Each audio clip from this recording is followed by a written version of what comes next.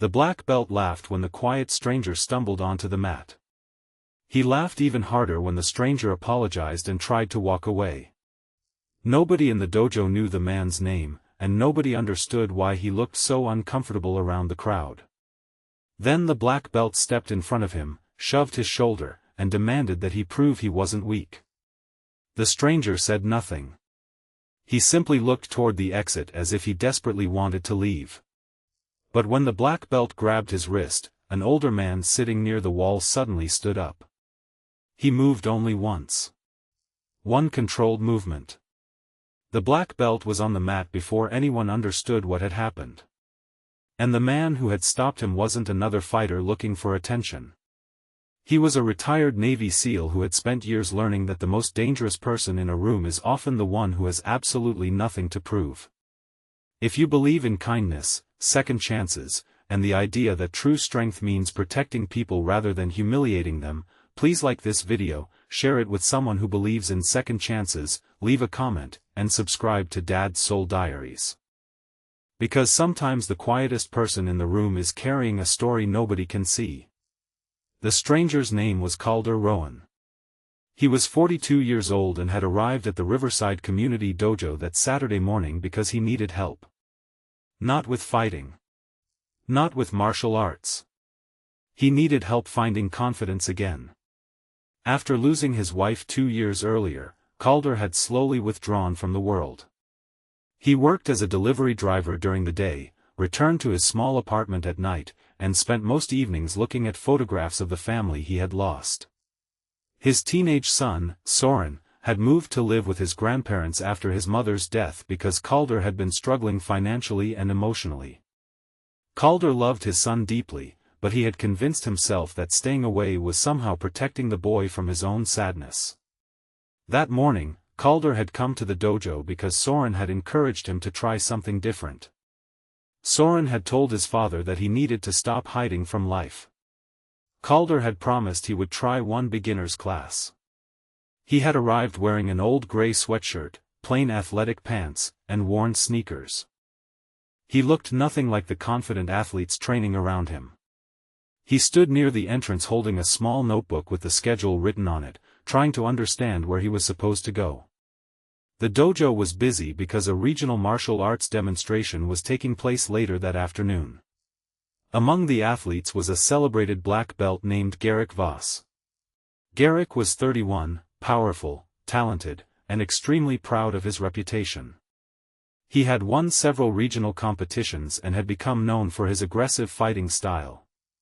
Younger students admired him. Adults respected his skill. But there was something underneath his confidence that most people didn't notice at first. Garrick needed people to be afraid of him. When he saw Calder standing awkwardly near the entrance, he immediately decided the stranger was an easy target.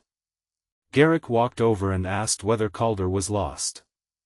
Calder explained that he was there for the beginner session. Garrick laughed and looked at Calder's old shoes. He made a sarcastic remark about whether the man had ever exercised before. Several students laughed nervously. Calder smiled politely and said he was just trying something new. Instead of leaving him alone, Garrick continued. He asked Calder to step onto the mat and demonstrate his stance. Calder shook his head. He said he wasn't there to fight. That answer amused Garrick. He told Calder that anyone could pretend to be tough until someone actually challenged them. Calder looked down, uncomfortable. He didn't want an argument. He had spent too many years surrounded by grief to waste energy on a stranger's ego. He simply thanked Garrick and stepped away. But Garrick followed. He stood directly in front of Calder.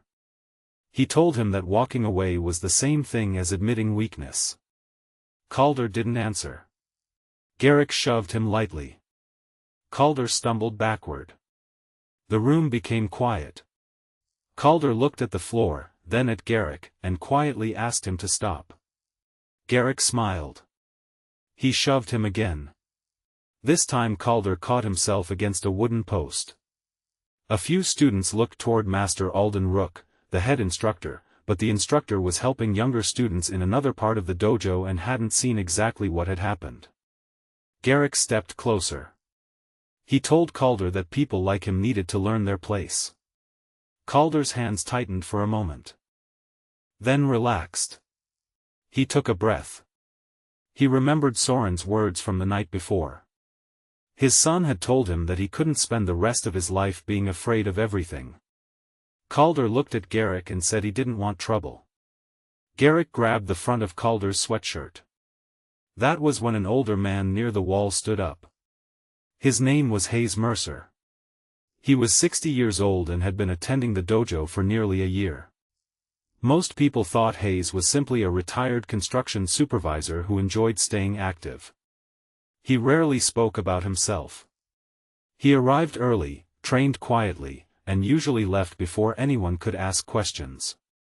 Hayes walked toward them. He told Garrick to let Calder go. Garrick laughed and asked whether the old man was going to stop him. Hayes didn't respond. He simply stepped between them. Garrick released Calder and turned his attention toward Hayes. He looked the older man up and down and laughed again. He said Hayes looked like someone who needed a cane, not a martial arts lesson. Hayes remained completely calm. He told Garrick that he wasn't there to fight him. Garrick said that was convenient. Then Garrick pushed Hayes. Hayes barely moved. For the first time, the laughter disappeared. Garrick tried again. Hayes shifted his footing. The movement was so small that most people didn't notice. Garrick reached toward Hayes's shoulder. Hayes turned slightly, redirected Garrick's arm, and used the man's own momentum to guide him safely but decisively to the mat. One move. 1 second. Silence. Garrick stared at the ceiling. Hayes released his arm immediately and stepped back. He didn't celebrate. He didn't smile. He didn't even look proud. He simply told Garrick that the situation was finished. Garrick stood slowly, humiliated. He asked Hayes who he was. Hayes told him his name. Garrick demanded to know what kind of training he had. Hayes hesitated. Then he said that he had served in the United States Navy. Garrick laughed and said that didn't explain anything. Hayes looked at him. He quietly said that he had been a Navy SEAL. The room went silent again. Master Alden finally walked over. He looked at Hayes with surprise. He had known Hayes was a veteran, but he had never asked about his military history. Garrick stared at Hayes. He suddenly understood why the older man had moved differently. Hayes didn't fight like someone trying to impress an audience. He moved like someone who had learned to make decisions quickly under pressure. But Hayes didn't want admiration. He told Garrick that military service didn't make him better than anyone else. It simply taught him discipline. And one of the most important lessons he had learned was that having the ability to hurt someone didn't mean you had the right to. Garrick looked away. Hayes then turned toward Calder. He asked whether he was okay. Calder nodded. He thanked Hayes. Hayes told him he didn't need to thank him. He had simply stopped something that shouldn't have happened. But Calder wasn't convinced. He said that everyone else had watched. Hayes looked around the room. He admitted that silence was sometimes the hardest thing to understand. He told the students that courage wasn't always about stepping into a fight. Sometimes it was having the courage to say that something was wrong before it became dangerous. Those words stayed with everyone. The demonstration was cancelled for the morning. Master Alden spoke privately with Garrick. The dojo's security camera confirmed what had happened. Garrick was suspended from training.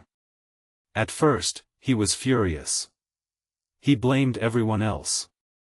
He said Hayes had embarrassed him. He said Calder had made him look weak.